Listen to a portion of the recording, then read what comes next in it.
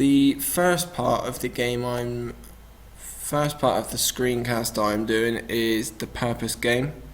I'm just going to go through here the different parts of the digestive system. The first one is the mouth. Obviously, mouth is quite an obvious thing and is located there. Digestion begins in the mouth. Our teeth and jaws grind the food we eat and mix it with saliva. Saliva contains an enzyme called amylase. This enzyme begins to break down starch. Here we've got the duodenum, which is located just about there. There we go. Chyme passes from our stomach to the small intestine via the duodenum. So it's basically a pathway which it's possible to go down which food goes down, which is obviously very helpful. Here we've got the gallbladder. Here, concentrated bile is stored by the gallbladder, which this concentrated bile eventually leads to breaking down the foods and getting the nutrients from it that we need. Here we've got the esophagus, just there. The food we swallow passes through the esophagus to get to the other parts of the digestive system. Peristalsis is the process of squeezing food through the esophagus. The small intestine, there we go. Concentrated bile is stored by the gallbladder, which we already know.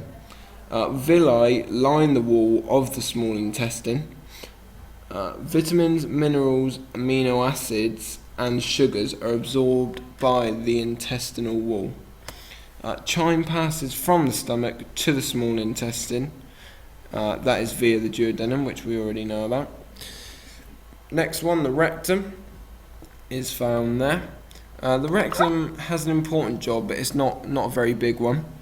It's just any indigestible matter, feces that we have is passed through the rectum. It's sort of another pathway. It's a pathway to get to the anus, really. Here we've got the pancreas.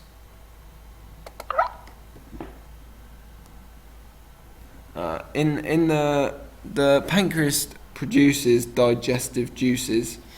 These digestive juices are mixed with the chyme that is passed through into the small intestine. And then we've got the anus. This is quite an obvious one, really. The anus is just where any feces or indigestible matter that we have is just excreted out from. Next we've got the stomach. Stomach is just here. Our stomach really is like a large mixing bowl. Food is churned into a liquid here. This liquid is chyme, and that chyme is what passes through from the stomach to the small intestine. Cells in the stomach lining release digestive enzymes and hydrochloric acid. This creates an environment which helps to digest food and kill bacteria. Next we've got the large intestine. There we go. The large intestine, when chyme reaches the large intestine, it is mostly fluid and indigestible matter. Here, no digestive enzymes are produced.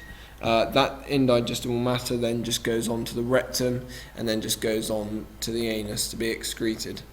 And now we've got the liver. The liver doesn't have a massive job. I'll just get rid of that. The liver, pancreatic juices are made in the liver, and these contain bile and digestive enzymes, that's a very important job. This means that we can actually digest the food, but none of these processes happen in the liver. It's just the fact that those juices are made there. Okay. Right, now we've got the athlete comparison. My athlete 1 is Charlton 6'7" striker Simon Mackinock, and my athlete 2 is the London Marathon winner from last year, Eliud Kipchoge. As you can see, there is slight differences between how much each individual needs. I would say the footballer's diet, Simon Mackinock, is quite a little bit surprising about how much they actually need of everything. As you can see, carbohydrates, they need more. A footballer needs more than a marathon runner. Between 60 and 70% of your total calorie intake should be carbohydrates. That's for a footballer. A normal person will have around, like earlier on in the screencast, around 60% really. But then a marathon runner would actually have lower than recommended, with 55% whilst training for a marathon. However, before the last sort of day before the marathon, they'd be looking at 60%. That's just before the endurance event itself. Next we go on to fats.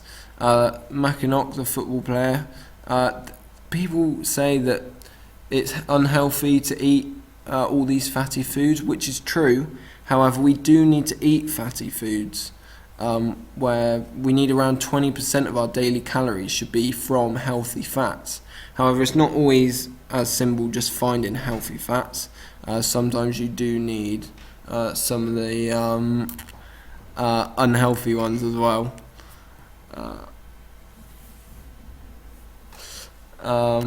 The marathon runner, again, should need 20% of about fat breakdown in their diet. And then we go on, that's sort of the average really that a normal person would also have. Then we've got proteins. A footballer would need about 10%. Of course they want to build muscle and stuff like that, but the muscle they need is quite toned and defined, and they shouldn't be having too much protein, because footballers, you look at the likes of Romelu Lukaku and Mika Richards, players that are big, but they're still not as big as bodybuilders. They need to be quite toned, so they don't need too much protein. Whereas a marathon runner, they need 20% of daily calorie intake, is about that's the protein that they need, and this just helps build and repair muscle where their muscles do become damaged while they're running. That's how you improve, and they need that protein to help rebuild that muscle. Sort of the water for the two really is pretty much the same standard all round really. Mackinock will need to replace about 1.2, 1.5 times the amount that he sweats, and he'd probably be looking there at about taking on probably about 1,800 millilitres on top of the 8 glasses of water that you're recommended a day anyway. The marathon runner, however, will drink a lot more. They will drink about 400, 800 millilitres of fluid per hour whilst they're working out, and this is, sometimes they can train about 5-6 hours a day, so you'll be looking at about having 3,000 to 4,000 millilitres of fluid just in that one day. The vitamins and minerals between these two, a footballer will, both of them, it's vital that they have vitamins. However, for a footballer, they need a lot of vitamin C and vitamin E. For vitamin C, many football players struggle with practicing with sore muscles. While cooling down, stretching, and eating a recovery meal can aid in muscle recovery, however, it may not be enough for some football players. Pardon me. Taking 3 grams of daily supplement vitamin C can reduce muscle soreness, or having these vitamin C rich foods, sort of like oranges, broccoli, limes, this is a good source of vitamin C for a football player. Vitamin E, on the other hand, this vitamin is a potent antioxidant that shields our body from the damage caused by oxidation. This is just a natural product of our body's metabolism that can damage and destroy healthy cells, which obviously no one wants to destroy healthy cells. They advise athletes to consume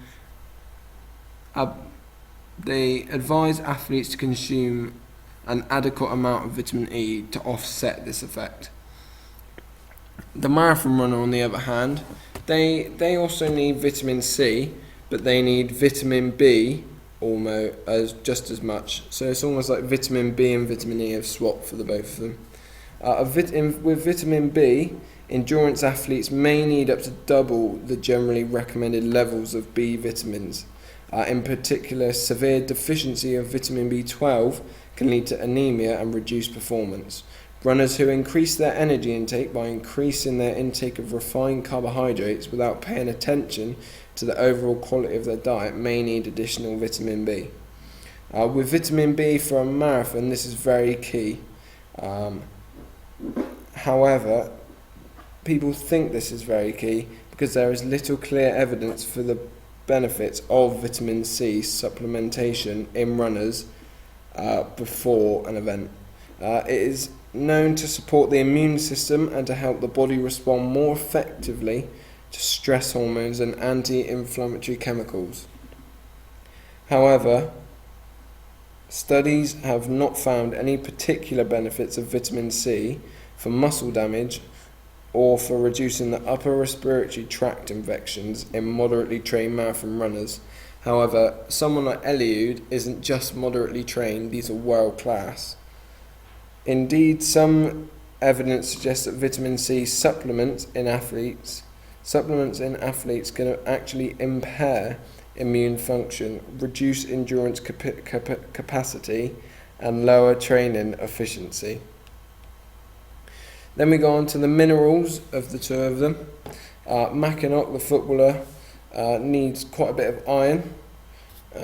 Every breath that you take taps into your red blood cells to transport inhaled oxygen around the body. Iron is essential for binding oxygen to red blood cells so they can reach your muscles. So obviously, working hard, needing oxygen in the game, the iron helps with transporting these red blood cells which carry oxygen around our body. Iron's other functions include immunity and enzyme function. You can reach your iron intake requirements by consuming adequate amounts of poultry, green leafy vegetables, beans, and lean cuts of red meat. Adult men should go for around 8 milligrams of daily iron. Eliud, on the other hand, needs calcium just as much as he needs iron, just like Mackinac. Calcium, along with other minerals such as magnesium and vitamin D, is particularly important for bone health and for preventing injury. Obviously, preventing injury means that they can run the marathon better and everything like that, run it quicker, and even be able to run it normally, because obviously if you're injured you can't run it. And then they need iron as well, because distance runners need about 70% more iron than the general population, where it kicks in with the red blood cells and the transportation of oxygen. In certain runners, sort of particularly women runners, they can have low deficiency in iron. It is particularly important to help transport oxygen to cells and for muscle function, which this iron is key in doing.